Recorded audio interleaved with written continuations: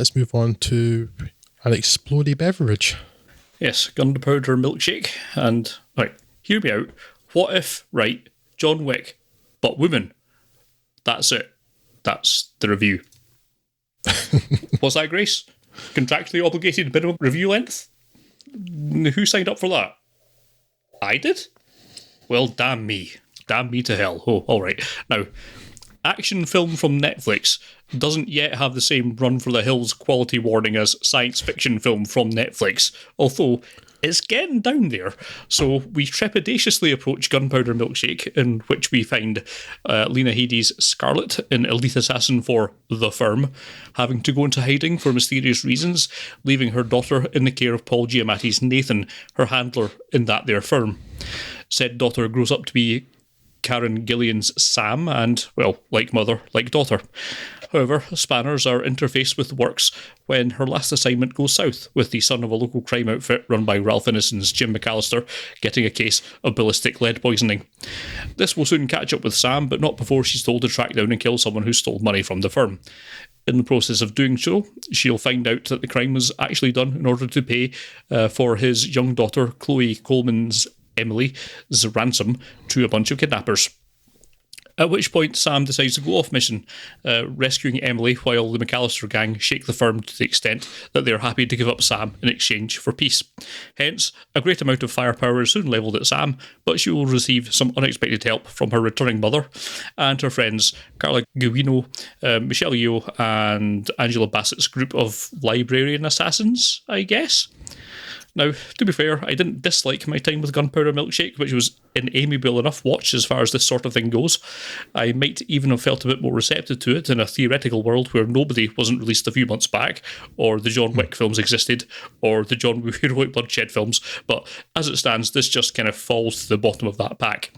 Maybe it's also because its primary difference, gender aside, is the odd neon 50s aesthetic it's running with, which is stylising its violence into the Suicide Squad's territory, which did that better this very episode. Headey and Gillen do quite well bouncing off each other, and the supporting cast is adequately served. Side note, it's nice to see Giamatti again, sadly missed over the past, 3 years? And overall, I don't have a great many complaints about the actors, but Navot Pachapudo's script and directions is just a bit too try-hardy for its own good. Mm-hmm. It results in a film that seems desperate to self-identify as a cult classic rather than get there organically, and is slightly repellent for that, but only slightly. It's not enough to completely ruin it. If you are in the mood for a slice of stylised action and you've already seen the other similarly themed flicks aforementioned, then this won't be an unpleasant watch, but that's a pretty caveated recommendation at best. For more general audiences, pass. Yeah, it's try hard is a good term, Scott. It's very kind of self-conscious in what it's trying to do and doesn't do it. Yeah. I guess I'm slightly more negative on you than you on this, but not by much. I don't imagine. I found it reasonably enjoyable, and there are a couple of standout moments. There are some quite inventive action scenes. Particularly a scene in a car park with a child driving the car. Yeah. And then just before that, a scene of combat with disabled hands or paralysed arms. The weird thing about those inventive action scenes, though, is that the music that accompanies them doesn't match up particularly well. I don't think the music's well chosen. It's not in every scene, but in quite a lot of them, it's music that I assume the director liked the sound of rather than it particularly serving the scene well. Right, yeah. Whereas something like, say, in a Edgar Wright film or something, it would be much more choreographed. I'm not saying to the degree that his films are with music. Sure. But the beats of the music would match the beats of the action better, and the two don't really seem to have a lot to do with each other in this film, which is a bit of a problem. Combine that with what I found was to be a rather muted sound mix. There's no kind of punch to it. Right. And I know that's not my setup because I'm on speakers calibrated and I watched other films on the same day and it was all fine too. So it's not, there's something about the mix is kind of just, I don't know if it's had too much range compression put on it or something, but it's lacking a punch, which is a technical issue with perhaps with Netflix rather than with the film itself. But it kind of takes away some of the, I don't want to use the word punch again, but it takes away some of the impact from the film, I think, with the sound mix not being brilliant. But yeah, I mean, it's okay. I kind of like the quite heavily stylized look of it. Yeah. Which it almost feels like a Technicolor Sin City. Yeah. Yeah. Although that's weirdly undercut at one point by stopping at the weirdest point in the film to do it, stopping for a funeral, which didn't seem to merit being done at the time. But also that's, I'm not possible they're trying to say something there, show something, but in the one bit of the film that's notably in like a real world setting. Yeah. Not a city at night or something heavily stylized or something. It was really quite jarring. But the whole, now I'm talking about it, and I've got a lot more negative to say. I feel really negative, and I didn't feel that when I was watching. I don't particularly feel now. It passed the time well enough. It's just that it's not as good as it thinks it is, or as progressive as it thinks it is, but I have this feeling that it thinks it's some sort of great step forward, some great equaliser, because it's all women in the major roles and it's all the men being the goons that are dying. Yeah. But it's not, it's just a kind of crappy, schlocky, generic action film that happens to have women instead of men. Yeah. Look, Cynthia Rothrock and, well, for that matter, Michelle Yeoh's career would like to have words with you. Yes. Yes. Perhaps Michelle Yeoh is worse served in that regard, although she does get to do a couple of nifty kills. Yeah. And so kind of going along with that too, there's really exceedingly on the nose moments too, like Big Brother and the Holding Company's version of Piece of My Heart. Mm-hmm. You hear Janis Joplin very loudly screaming, "I'm going to show you, baby, that a woman can be tough while the women are fighting." Subtle, they call that, Scott. Subtle. But none of that papers over the kind of the sort of just generic schlocky nature of it, and the fact, like, the closest the film has to a villain is some greasy-haired pillock with not a notable character trait at all. Yeah.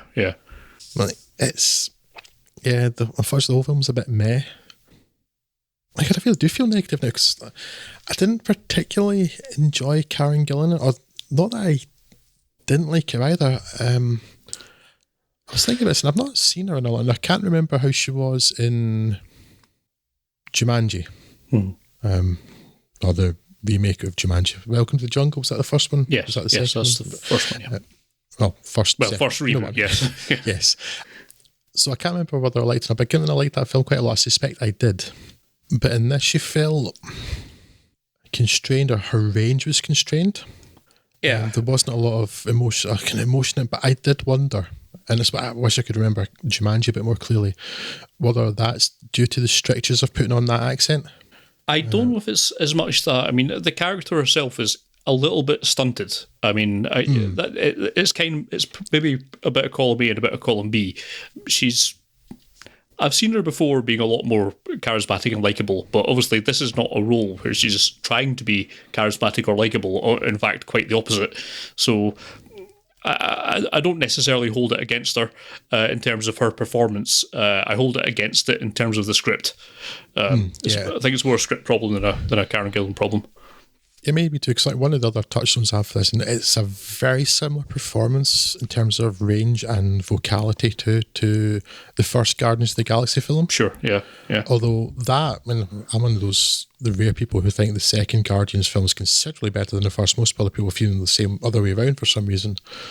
But in that film, the women in particular were underserved, because there was the green woman and the blue woman. Yeah. And she was a blue woman, and that's basically all she had. Whereas in the second Guardians of the Galaxy film, and in the Avengers stuff as well, the Infinity War and Endgame, she's a lot better. Yeah. So it may be the scripts, it may be the materials kind of constrain her. The reason thing is because there are other actors where I've been quite certain that their range has been constricted by having to focus on doing an accent that's quite different from their own one, instead of just been acting.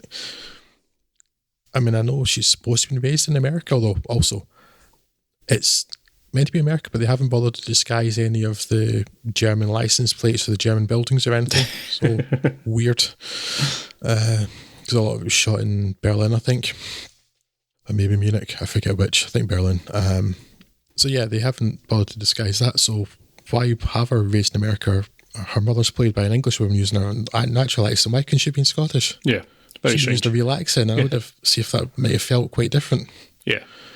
Yeah, because I have liked in other things like Jumanji and when she's in A Touch of Cloth, and I don't remember whether she used her real accent now, but I think so. Yeah. And she's fun in that. So, yes, it's maybe the material more than that, but yeah, the script is a problem actually, because there's at one point to it, again, it's more back to this idea that I think it thinks it's making a big strike for feminism or something, and it's not.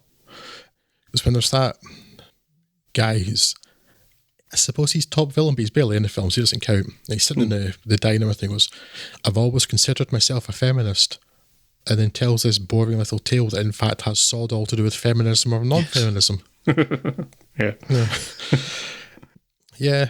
I mean, another slight negative, I feel so negative about this, but it's like, they won't use the word mother fudger, and there's a whole kind of, sort of subplot of not swearing in front of the child, but wanton violence is fine, including a decapitated head resting on the blades of a forklift. Yes. And if this was a cleverer film, I think they were trying to say something, but it's not a clever film, so I don't think it is. I think it's just an ill-judged attempt at humour. That said, it's not bad. I mean, we're definitely not down to the ranks of Netflix sci-fi yet, as you say, Scott. Mm-hmm. So, let's all be thankful for that. Yeah, it's just about enough to make it a kind of solid mid-range B-movie kind of fare in the old way of thinking about things. It's probably ideal Netflix fodder. This seems to be their kind of sweet spot of stuff that's close enough to being an A-list movie, but not quite. Somewhat cheaper for it. So I guess it'll work for them, financially. And I'm glad this kind of level of thing is being made. If that's what Netflix can bring to the table, that's fine. Eventually, we'll get something that I more appreciate, and I'm sure there's some people that will really gel with the aesthetic that it's going for and get a lot more out of it than I did. And even so, I still liked it well enough. I'm not recommending people run the opposite way from it. It's okay, which I think we're kind of on more or less the same page with. It's fine, but yeah, it is not something that we'd be doing. It's certainly not something that's going to be troubling either Oscars or Best Film of the Year lists or anything like that. It is a film that I've watched, and I don't regret watching it in a way that I have of so many films lately. So I suppose that's a positive.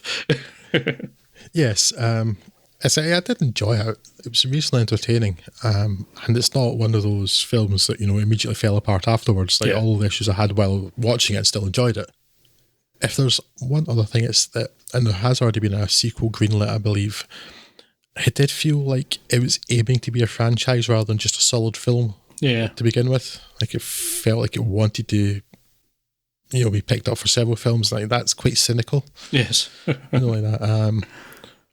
And kind of a bit of a shame, it's a bit of a waste of the great talents of Angela Bassett, but yes. Almost all films Angela Bassett's been in have wasted her talents because she's great, and you could always have more Angela Bassett with better lines. Yeah. It particularly suffers for me this year because it was released in the same year as Nobody, which is one of the best action films there's been in years and years. Yeah. So it can't compete, but there's space for more than one action film. Absolutely.